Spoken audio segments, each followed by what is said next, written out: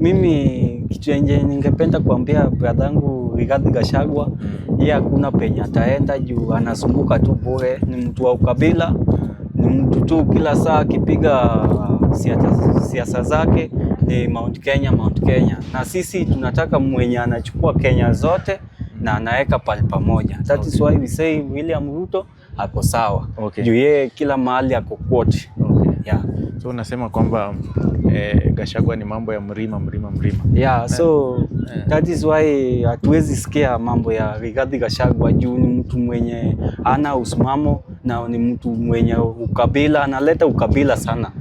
Yeah, so hata tukiwa na wengine haya ataanza kusema huyu ni Mjaluo, sijui huyu ni Mkikuyu. Hiyo si hatutaki hiyo. Sisi ni Wakenya na tunataka tufanye vitu kama Wakenya.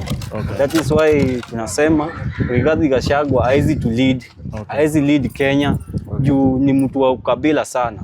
Yeah.